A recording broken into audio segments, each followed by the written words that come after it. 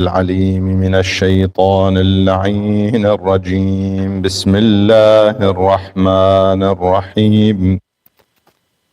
الحمد لله رب العالمين بارئ الخلائق أجمعين، باعث الأنبياء والمرسلين، ثم الصلاة والسلام على أشرف الخلق وأعز المرسلين، حبيب إله العالمين أبي القاسم المصطفى محمد،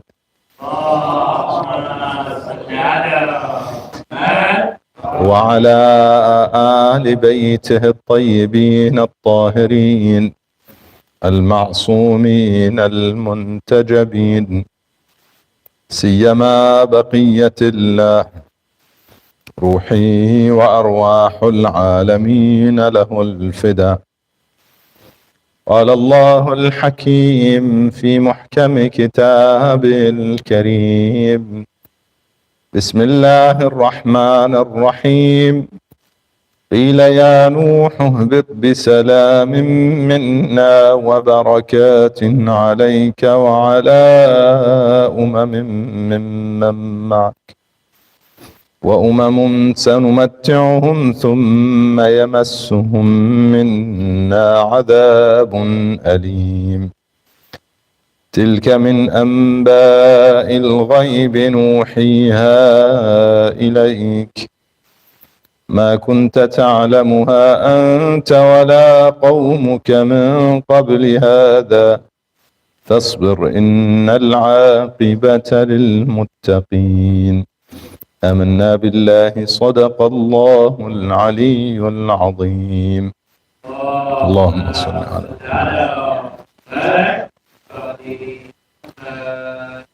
عظم الله أجورنا وأجوركم بمصابنا بأبي عبد الله الحسين عليه السلام. مؤمنين مؤمنات, brothers and sisters, Assalamu alaikum wa rahmatullahi wa barakatuh.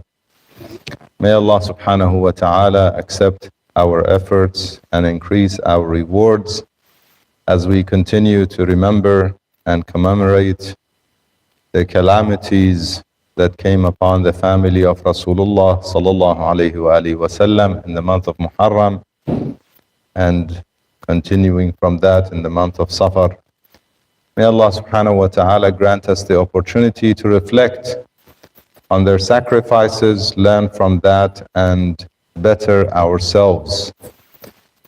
The discussion that I would like to have tonight, inshallah, I titled The Long-Term Mission of Imam Husain alayhi salam,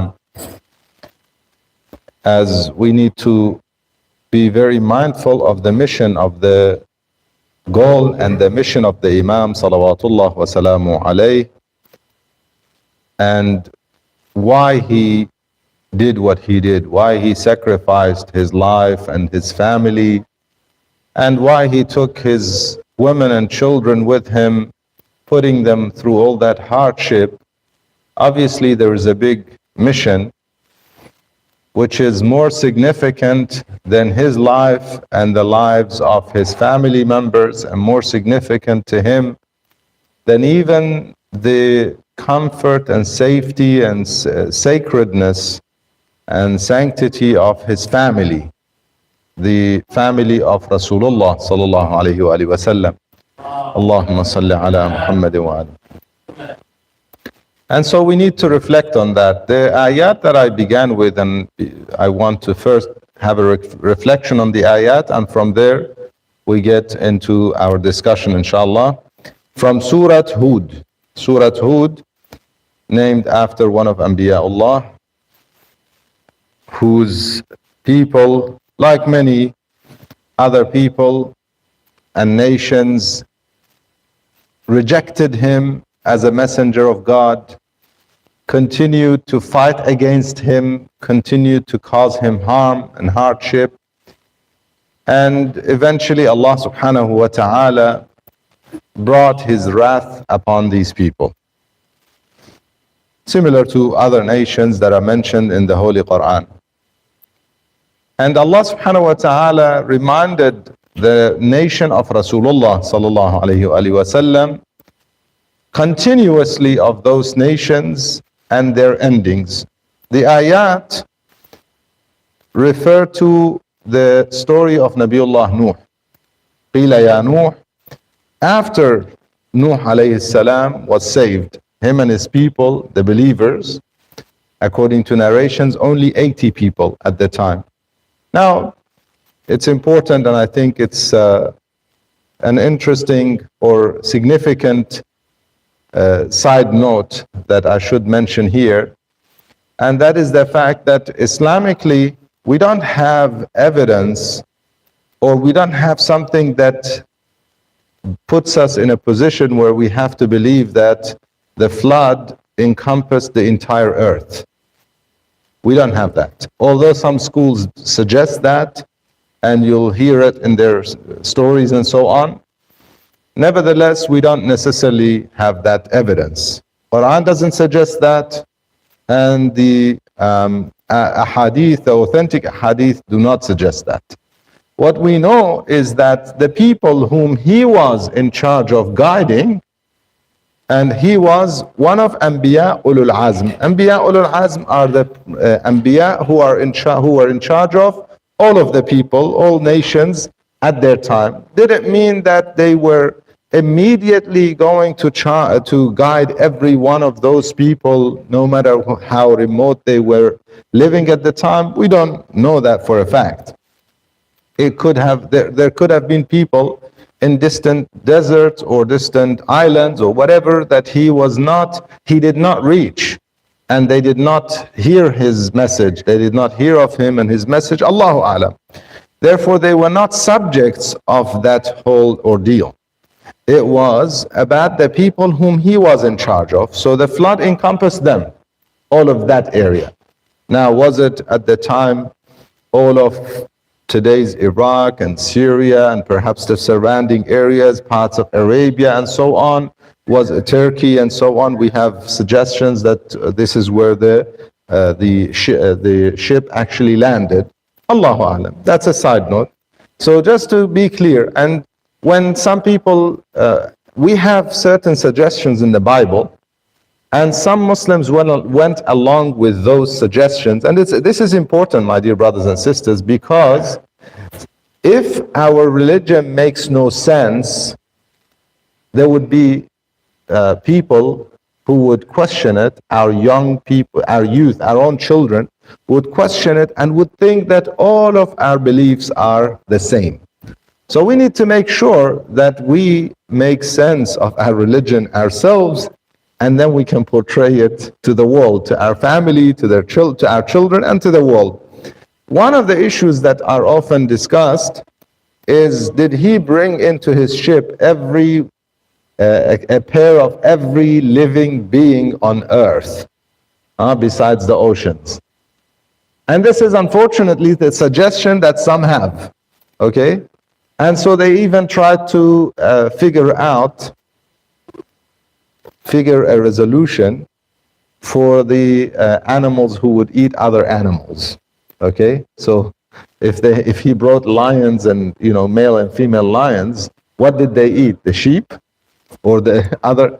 So they tried to, because there were a pair of every, a pair of, not more.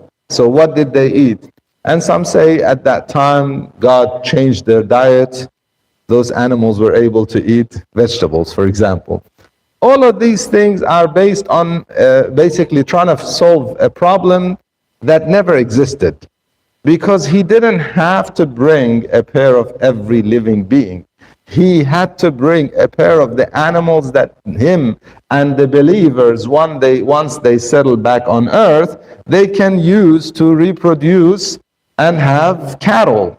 So a pair of the cows, sheep, perhaps the goats and chicken, whatever else that they were consuming, not a pair of every living being on earth. So what happened to every other living being? Why do we still have wild beasts and so on? It's because perhaps the flood did not encompass every part of the world.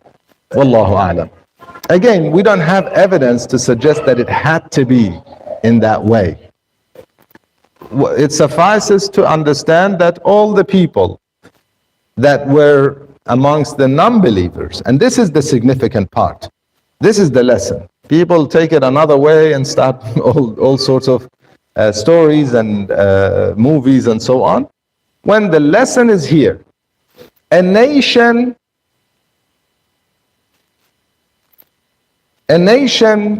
who were not willing to believe, a nation who continued to rebel against the messenger of their time, and he guided them for 950 years. Eventually their ending, God gave them time. According to the ahadith, please, if somebody has private discussions, take them elsewhere if you don't mind. اللهم صل على محمد وآل محمد.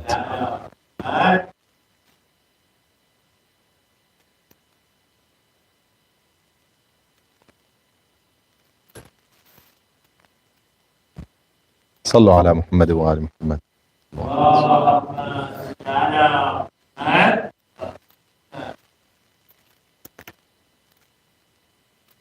A nation whom their prophet guided for 950 years. In other words, God gave them 950 years time to come back, to improve, to change. Allah subhanahu wa ta'ala gives time. Allah subhanahu wa ta'ala is the Halim. He gives time and time.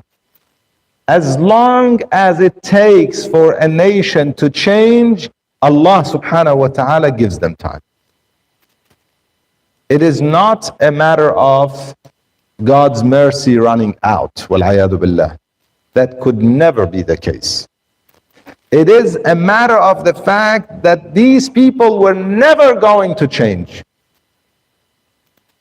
The ayat of the Holy Quran confirm that. Allah subhanahu wa ta'ala says to him, besides those who believe, nobody will believe in you.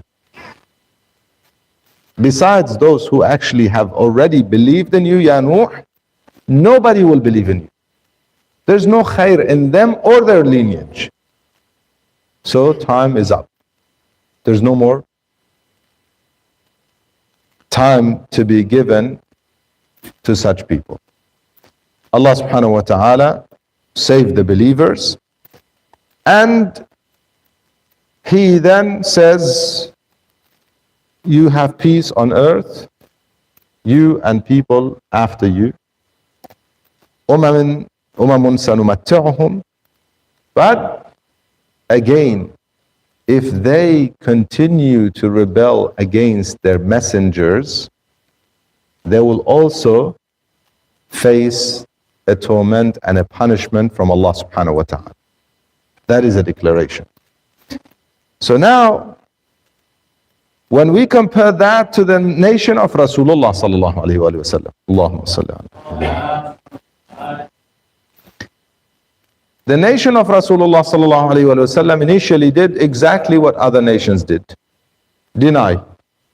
His own relatives, his own tribe, continued to deny, continued to ridicule him, continued to oppress him, continued to cause harm to the Prophet and his family. Boycotted his wife initially when she was pregnant and so on. Later on, boycotted him and his family and anyone who believed. They had to go with him. If you believe, you go with him. You get out of our city. Interestingly, one of those who went out with them and gave them a safe haven, a safe place, was his uncle Abu Talib, radwanullah ta'ala alayh. Yet some have the audacity to accuse him of dying as a non-believer. Subhanallah. The one who offered a safe haven to the Prophet, the one whom, as long as he lived, the Prophet was safe in Quraysh, in his own tribe. He was safe as long as Abu Talib lived. And the angel came to him and said, your support is gone you cannot live amongst these people anymore. Yet they accused him of what they accused him. The nation of Rasulullah sallallahu alaihi wasallam continued to do whatever they did to him, similar to previous prophets and more. He says himself, "Ma udiya nabiyyun." No prophet was harmed as much as I was. Mithlu ma udi. And when he says that, perhaps that includes his family. Whatever happens to his family is harming him. This is why he says, Fatimatu bad'atun minni. Man adaha faqad adani. Fatima is a part of me. Whoever harms her has harmed me. Rasulullah sallallahu alaihi wasallam declares that. Means what? Means whatever harm is done to Fatima salamullah alayha and her children is harm done to Rasulullah sallallahu alayhi wa sallam. That is why ma udiya nabiyyun mithlu ma udiyat. Nuh alayhi salam used to be beaten. The ahadith say the people would beat him until he falls unconscious. He loses consciousness. Then his family will take him in and nurse him, take care of him. He wakes up, he's improving, he gets better, he gets out, he tries to invite again, and they would do it again to him. How long? That lasted for all these years, 950 years. Allah subhanahu wa ta'ala gave them time until their time was over. The nation of Rasulullah sallallahu alayhi wa sallam did what they did to Rasulullah and to his family. Allah subhanahu wa ta'ala ordered, after saying to the Prophet, Tilka min anba'il ghayb. These are some of the announcements or the news of the unseen. Another side note. Does the Prophet have knowledge of the unseen? هل يعلم الغيب? Does he know غيب? Unseen. We have one ayah in the Quran that says, if I had knowledge of the unseen, no harm would happen to me. And a lot of good, I would have earned myself a lot of good. لو كنت أعلم الغيب لاستكثرت من الخير وما مسني السوء. So this is an ayah in the Quran. If I knew the unseen, because they used to ask the Prophet to tell them everything that is unknown, unseen. And he told them, it is not in my capacity unless what? Unless Allah subhanahu wa ta'ala gives it. تِلْكَ مِنْ أَنْبَاءِ الْغَيْبِ نُوحِيهَا إِلَيْكَ. To have knowledge of the unseen is possible. It is only with the permission and the teachings and basically providence from Allah subhanahu wa ta'ala. If he provides it, it's there. If he doesn't provide it, it's not there. Nobody would have knowledge of the unseen unless Allah subhanahu wa ta'ala provides it to them. Is it there? Is it possible? Of course it is. Nabiullah Isa ala nabina wa alayhi salam, he says, I will tell you what you will be eating. بِمَا تَأْكُلُونَ. Some say تَأْكُلُونَ means what you ate. But تَأْكُلُونَ is فعل مضارع. It's a present or future, referring to the future. In other words, I will tell you what you will eat. And you know, when he tells them what they will eat, they cannot try and make it different. Just like when Imam Ali alayhi salam told Maytham al-Tammar that you will be hung on like a cross, on a you will be crucified on a pillar. They will hang you, and then they will take your tongue out. So he told his enemy, Aduwullah, he told him that this is what my master told me you will do to me, and I don't mind. I have no problem. I'm willing to face my fate. He said, well, since your master said that, we will not do that. Put him on the pillar, but don't take his tongue.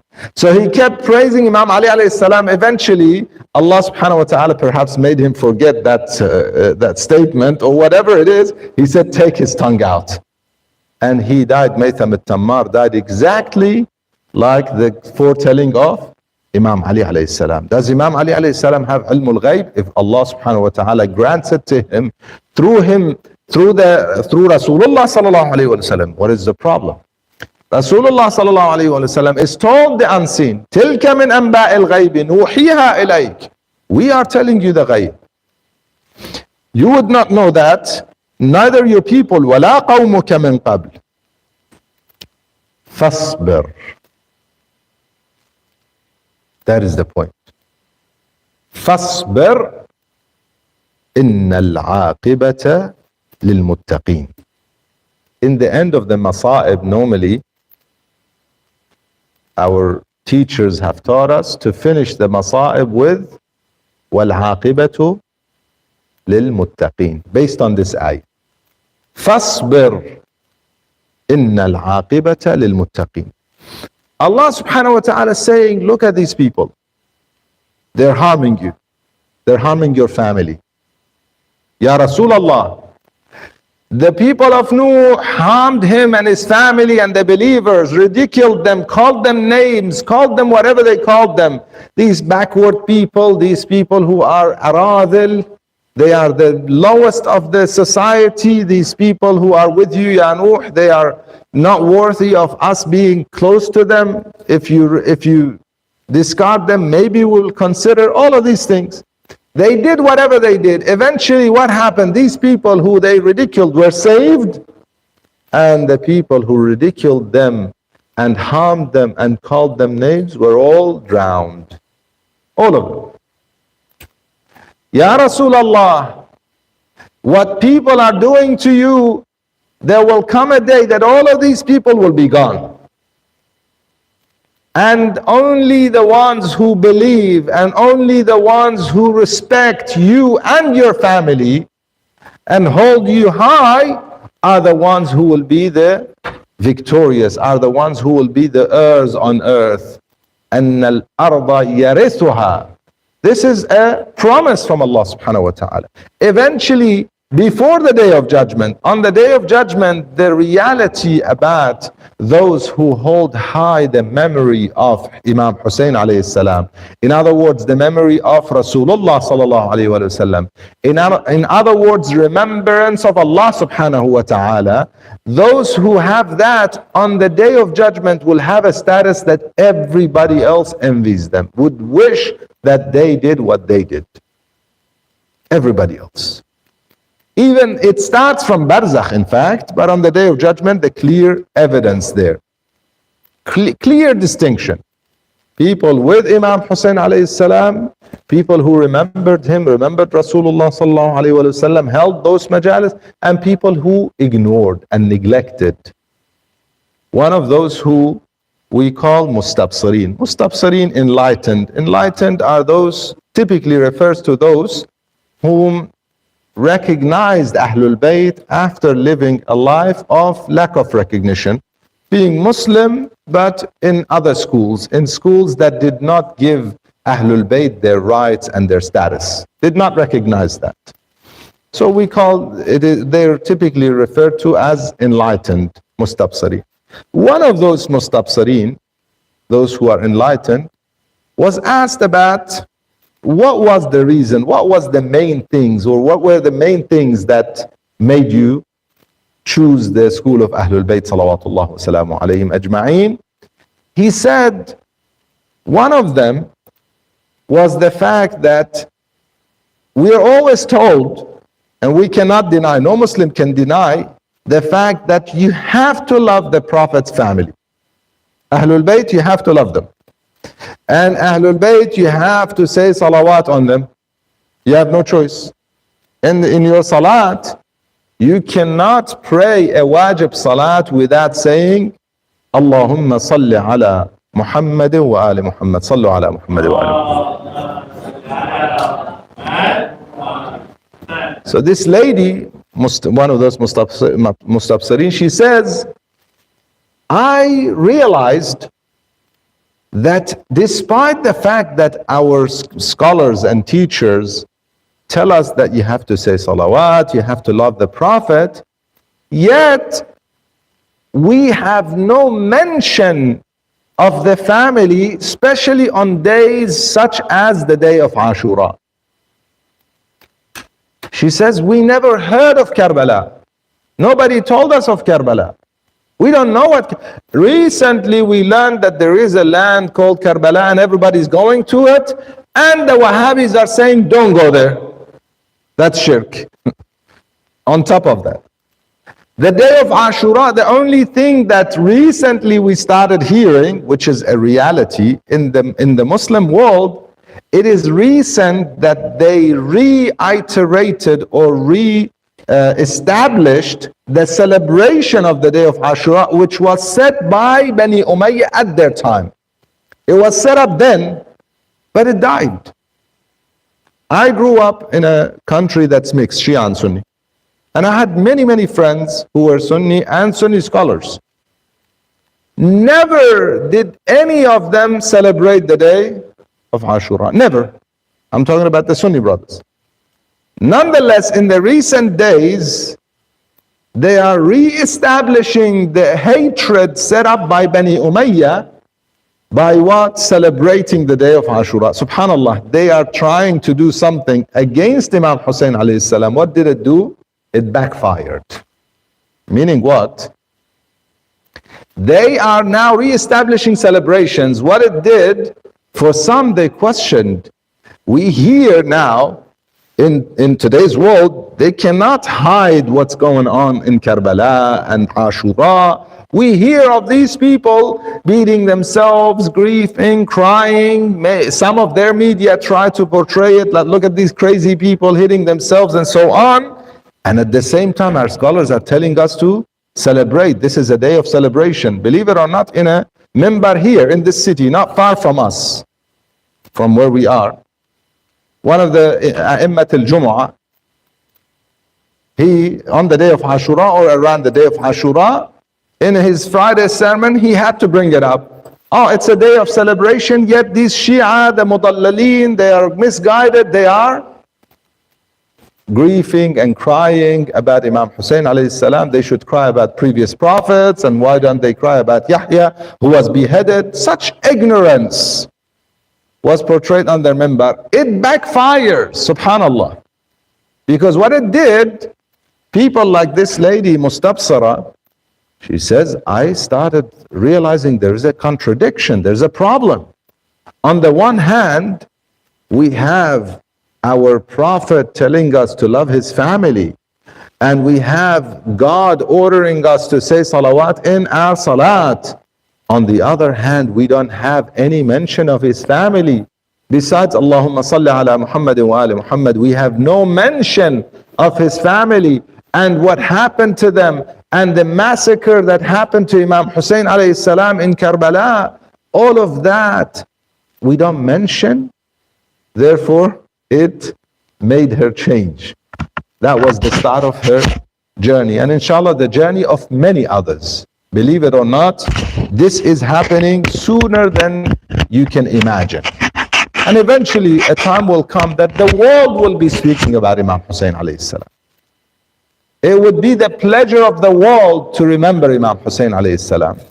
And I'll come to our discussion inshallah about the long-term mission of Imam Husain alayhi salam. I said it will come a time that will come. Imam Husain alayhi salam's mission was not for his time. It was for the Ummah of Rasulullah. Ummah of Rasulullah is from the time of Rasulullah until the day of judgment.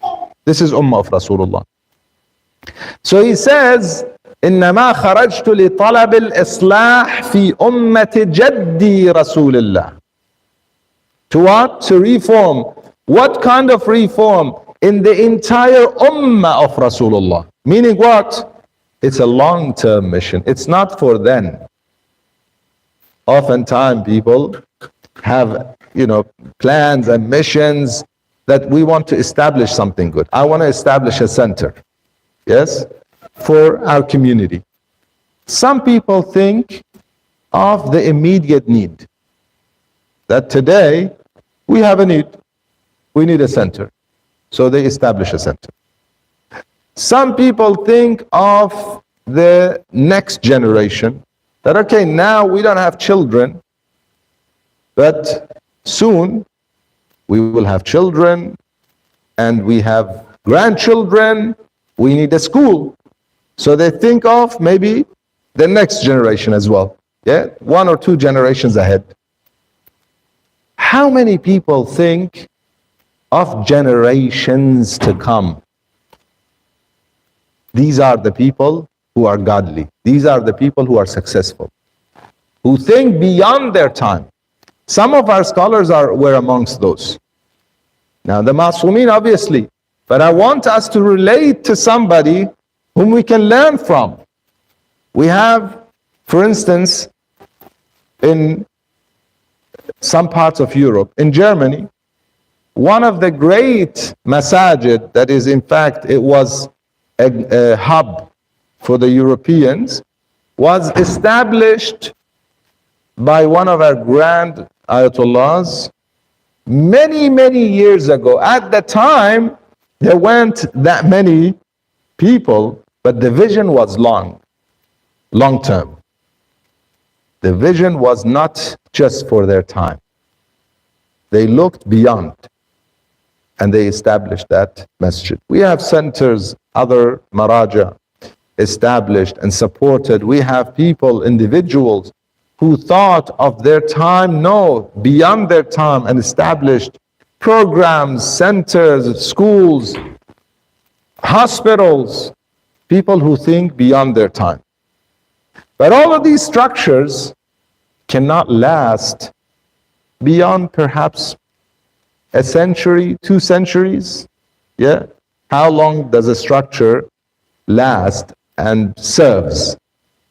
Okay. A couple of 100 years, maybe, at its best. Yeah, generally.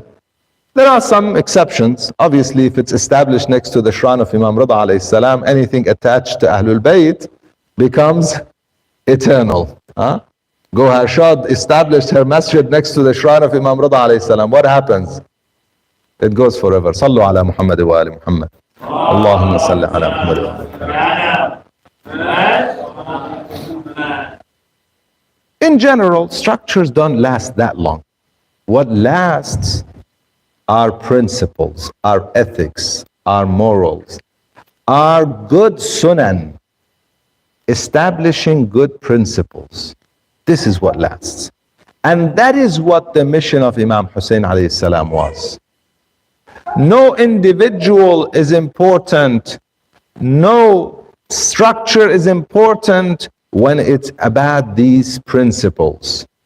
It goes beyond individuals. It goes beyond the time. It transcends time and place. It goes all over the world and it covers every individual in every given time. Those principles. One of the principles of Imam Husain alayhi salam, long-term mission, that succeeded and continues to succeed and continues to bear fruits, gives its ukulaha kulla hinin bi'idhni rabbiha. It continues to give its fruits, is the standing and the rejection of tyranny and oppression. One of his main goals, which is a universal goal, it became the slogan of every freedom fighter throughout the history, either directly or indirectly quoting Imam Husain alayhi salam. Many did. I don't want to mention names here and start going through them. From the Far East to the Far West, those who stood up against oppression, either directly or indirectly, spoke of and quoted Imam Husain alayhi salam. His words, like the words of Hayhat minna dhillah. It echoes everywhere. If today oppressors, dictators, tyrants have to hide behind certain veils, they want to oppress, but they have to hide, they have to put some veils. It's because they cannot dare do what they did at the time of Imam Husain alayhi salam. At that time, it was no problem. They could stand and speak publicly and openly about their oppression. You speak against me, take him and kill him. Look at the time of Imam Husain alayhi salam. Muslim ibn Aqil stands against a tyrant, a person who's born to illegitimate birth. In Arabia, he is worthless. Yet now, under the pretense of Islam equality in that sense, he is standing there and he says to Muslim, you dare answer me? Take him and kill him. And people take him and kill him. Today, this cannot happen. Maybe in some parts of the world, and everybody says, what's going on? Everybody stands up. We have systems, governments, we have even United Nations. I'm not saying none of this has any corruption to it, but it is established to stand up against injustice anywhere in the world. That is the basis of it. Centuries ago, they could wage a war on another country for no reason other than simply taking over their resources. They didn't have to justify it. Today, they have to at least justify it. There will come a time that they will not be able to do it, full stop. It will come. And the start of that was the mission of Rasulullah sallallahu alayhi wa sallam, synonymous with the mission of Imam Husain alayhi salam. No difference. Sallu ala Muhammad wa Allahumma salli ala Muhammad wa. When we say the mission of Imam Husain alayhi salam, the long term of the mission of Imam Husain alayhi salam, that is the mission of his grandfather. Al-Islah fi ummati jaddi. Islah means what? Reform. The Prophet already set that form. They destroyed it, he is reforming it. And that is why Rasulullah sallallahu alayhi wa sallam, he says, Husaynun minni wa ana min Husayn. He is from me. He learns from me. He follows my path. Not that he's my grandson. No. He is from me in terms of the principles. And I am from him. Why? Because the mission of Rasulullah sallallahu alayhi wa sallam continues through Imam Husain alayhi salam. That is one of the principles. To stand up against injustice anywhere in the world. Establishing social justice. مثلي لا يبايع مثله. This is the statement the Imam makes. First he describes him. He says Yazid is an oppressor. He kills innocent people. قاتل النفس المحترمة. Now this is a sad reality that the world was living in. Under the name of Islam and under Islamic banner. Today in Jummah I mentioned, if the world is confused about Islam and about early Islamic wars, it is because of Bani Umayyah and Bani al-Abbas. They killed innocent people. Yes, they did. And believe it or not, they did it in the name of Islam. That's the reality. Imam Husain alayhi salam called them out. قاتل النفس المحترمة. النفس المحترمة is only Muslim? No. In Islam, every nafs is muhtarama. Every soul is respected. Unless there is a war situation, somebody's fighting you, you have to fight them back. Otherwise, every soul is respected. That is the school of Imam Husain alayhi salam. That is the school of Rasulullah sallallahu alayhi wa sallam. And he says about him that he is what? He drinks. In other words, he does not adhere to basic ethics. Drinking overtakes your mind, your brain. And therefore, a drunken politician should be rejected. No matter where, which part of the world. Because it takes over the mind. Then who knows if he is giving his orders while he is sober or drunk? How would I know? Now somebody in charge, somebody in in a position of authority cannot be drunken.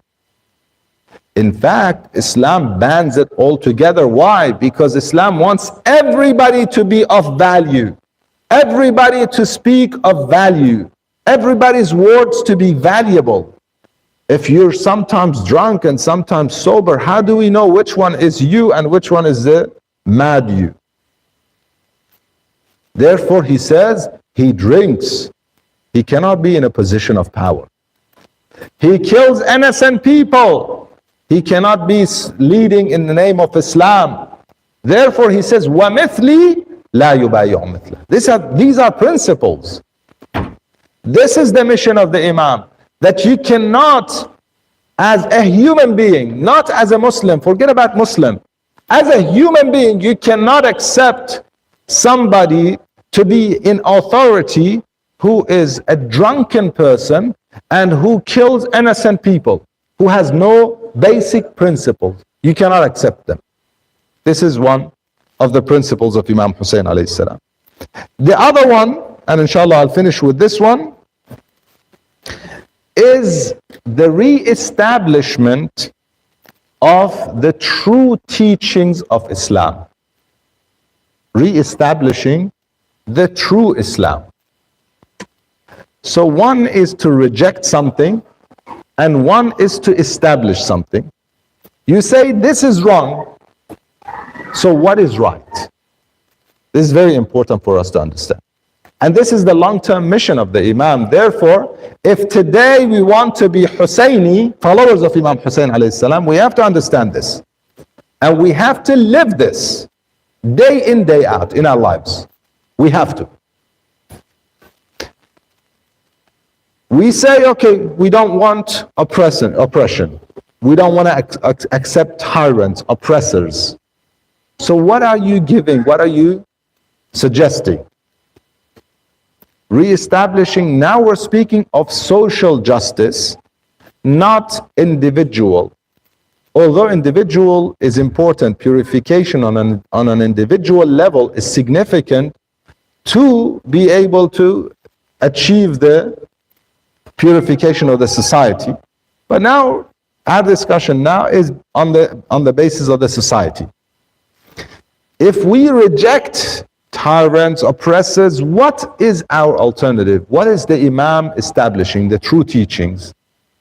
This is the most significant part. That the Imam salawatullah wa salamu alayhi established and re-established after it was destroyed by Bani Umayyah, the fact that divine leadership, this is very important. Divine leadership is not something that can be inherited or elected or by certain group of people appointing. It is not appointment by humans. It is not election. It is not inheritance. Divine leadership is based on merits. Allah subhanahu wa ta'ala chooses based on merits. He chooses the most pure. وَالْعَاقِبَةُ, the ayah says what? وَالْعَاقِبَةُ لِلْمُتَّقِينَ. In other words, if you want to be in a position of leadership, because this whole ordeal of Karbala was about what? About bay'ah, allegiance. They wanted allegiance, bay'ah. The Imam said no. What is his alternative? What he is establishing is, number one, no matter who the leader is, as a human being, you cannot accept a tyrant, an oppressor, and live freely. You cannot do that. Because one day someone else is harmed and oppressed, the next day you are the target. If not you, your children. If not your children, your grandchildren. And it continues going on. Therefore, you have to think of humanity. Say no to anyone in that position. Even if he is part of your tribe, part of your ethnicity, a part of your religious beliefs, whatever it might be. Unfortunately, the Muslim world today has not learned that. They still stuck on electing or appointing by merits. Never. I wish. Simply tribal and ethnic and whatever other racial issues that we are stuck with, unfortunately, jahiliyyah, that we're stuck with. The Muslim world is suffering from that. And other parts of the world, not just the Muslim world, other parts. Until we understand that positions of authority should be by merit. This is what the Imam was teaching. Imam Ali alayhi salam, when it came to some of the companions, Talha and Zubayr, they came to him. They were companions, yeah? Talha and Zubayr were companions of the Prophet, companions of Amir al-Mu'mineen alayhi salam, supported him. They were amongst those who did not, as Zubayr did not want to give bay'ah to the first Khalifa, stayed in the house of Imam Ali alayhi salam until they took him by force. Narrations say that he came out with his sword, but he stumbled, he fell, they took the sword out of his hand and dragged him to give bay'ah by force. That was Zubayr earlier. But now that Imam Ali alayhi salam was in the position of Khilafah, as Zubayr came to him, Talha and Zubayr came to him and said to him, give us some authority, some position. The Imam established the fact. It is not by connection. It is not by tribe. It is not by team. None of these things. It is by merits. Who knows best? The Imam himself at the time. Therefore, he told them no. Knowing that by him turning them away, they will team up against him. And they did. They went with his enemies, with those who hated him, and declared their hatred for him. One of them, one of the wives of the Prophet ﷺ, Aisha, declared her hatred for Imam Ali alayhi salam several times. They teamed up with her and went, and the war occurred, the Battle of Jamal. Another one that nobody wants to talk about. Incidents in history. Nevertheless, the establishment of the system of only having people in authority by merit was from Imam Husain alayhi salam, from Ahlul Bayt, re-established by Imam Husain alayhi salam. Throughout his mission, including on the day of Ashura. Examples of that, I don't want to take much more of your time. It's a lengthy discussion by merit. And the most significant part is that the Imam, the divine leader, besides the positions of political positions of power, the divine leader is not one who imposes his authority on people. The Imam said to them clearly, you invited me, I came. On the day of Ashura, he declared, if now you detest me, you don't want me, I will leave you. But the goal of the oppressors and the tyrants, but this is how it works. وَيَمْكُرُونَ وَيَمْكُرُ اللَّهُ. Their goal was never to just let him go. No, he either gives bay'ah or dies. His death destroyed them. Destroyed all of Bani Umayyah. They did not live long afterwards. Yazid himself exposed himself soon afterwards through the revolutions, attacked Medina, attacked Mecca, destroyed himself and died a miserable death. No grave, no signs, nothing. And the rest of Bani Umayyah followed afterwards. They destroyed themselves. These days again, the days of Masa'ib of Ahlul Bayt continue. Yes, we know the mission continued and the Imam is victorious, salawatullah wa salamu alayh, and his mission continues to be accomplished day after day. If you see any justice today, you should be thankful to Allah subhanahu wa ta'ala, to Rasulullah and to Imam Husain alayhi salam for his justice. Nevertheless, the masa'ib are masa'ib that we need to remember. And it is through those emotions that we remember them and their message becomes deeper in our hearts. Sallallahu alayk ya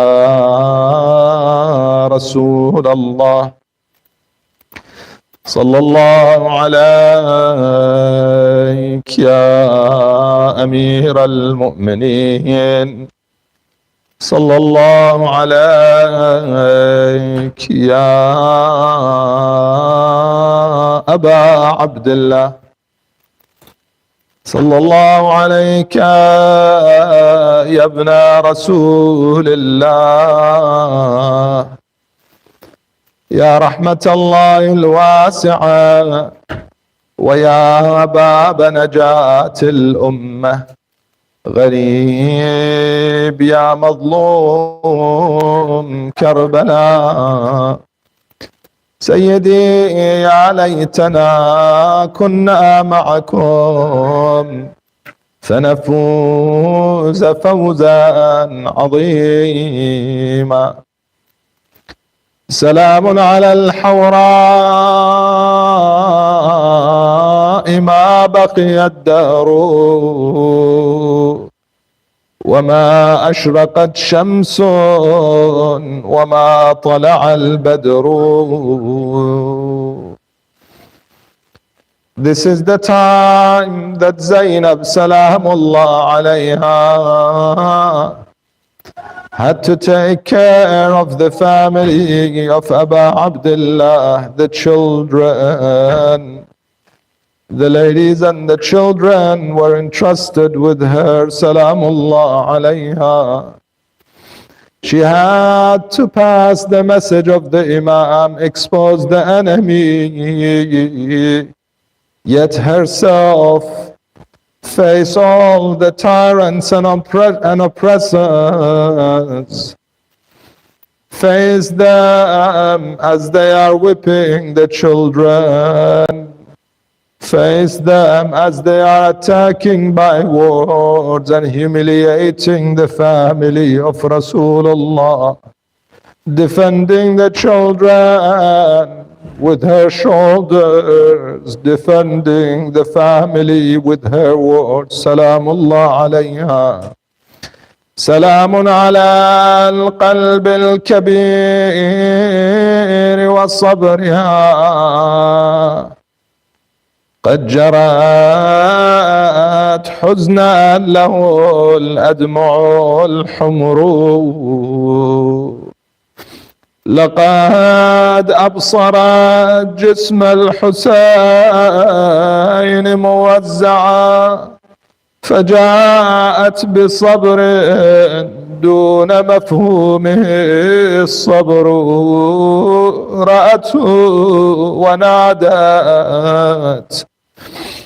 رأته ونادت يا ابن أمي ووالدي لك القتل مكتوب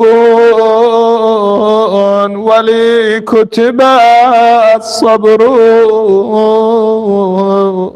She called him, oh Abu Abdullah, you have the opportunity of martyrdom. I have to be the patient one. أخي إن في قلبي أسى لا أطيقه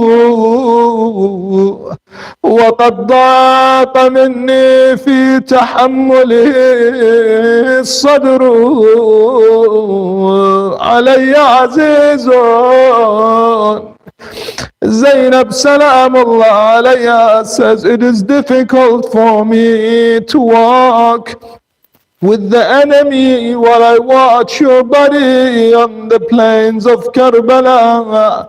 علي عزيز أن أسير مع العداء وتبقى بوادي الطاف يصهر كالحر. أخي إن سرى جسمي فقلبي بكربلاء. My brother Abdullah, if my body is departing, my heart is in Karbala. مقيمون إلى أن ينقضي مني العمر. أخي كل رزق غير رزقك هين وما بسواه اشتد وعصب الأمر. أخي أنت عن جدي وأمي وعن أبي وعن أخي المسموم سلوى ولي ذخر. ومذ غبت عني غاب عني جميعهم. فقدتك كسر ففقدك كسر ليس يرجى له جبر. They walked away from Karbala, entered the city of Kufa, where the city of Kufa was shocked by them entering in the state they entered. Everyone gathered, some of them wondering what is happening, others were crying, others were weeping and crying. Zainab Salamullah alayha addressed them, said to them, now you're crying, may you never stop crying. O people of Kufa, what have you done? And what would you answer Allah subhanahu wa ta'ala on the day of judgment? She continued to speak to these people. They were all ashamed. Yet the people who came to offer help to the Imam of their time, Imam Zainul Abidin. The Imam said to them, do you want to do to me what you just did to my father, Abu Abdullah? Mu'mineen and mu'minat, if we are not ready, the Imam of our time will not come, even if we say عجل لوليك الفرج. He will come when you and I are ready for him. The people of Kufa were not ready for their Imam Salamullah alayhi. I want you to remember another musibah in Kufa. Remember this, and I ask you for dua. In Kufa, they took the holy head of Abu Abdullah upon the spear around the streets of Kufa. One of the narrators says, I was watching that of Abu Abdullah, looking at his head, heard him recite the Quran, reciting, أم حسبت أن أصحاب الكهف والرقيم كانوا من آياتنا عجبا. I responded, the ayah said, do you consider the people of the cave amongst the wondrous signs and miracles of God? He says, I responded, رأسك يا ابن رسول الله أعجب وأعجب. Your head, oh son of Rasulullah, is more wondrous. يا أبا عبد الله. لا حول ولا قوة إلا بالله العلي العظيم. إنا لله وإنا إليه راجعون.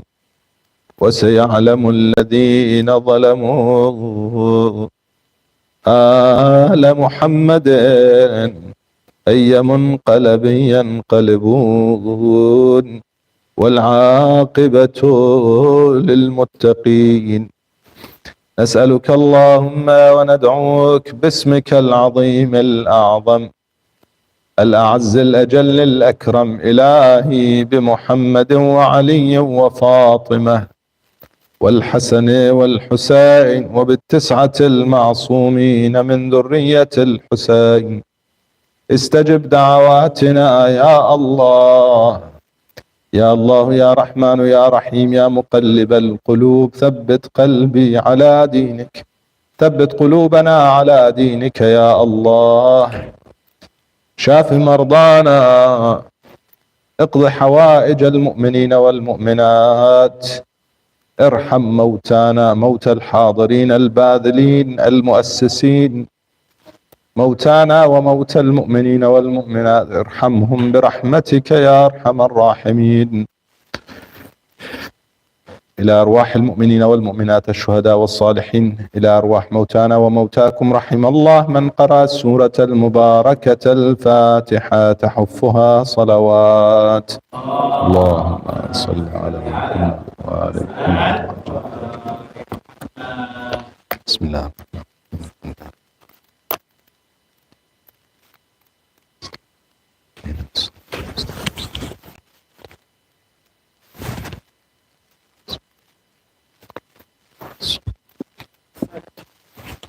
أحسن الله.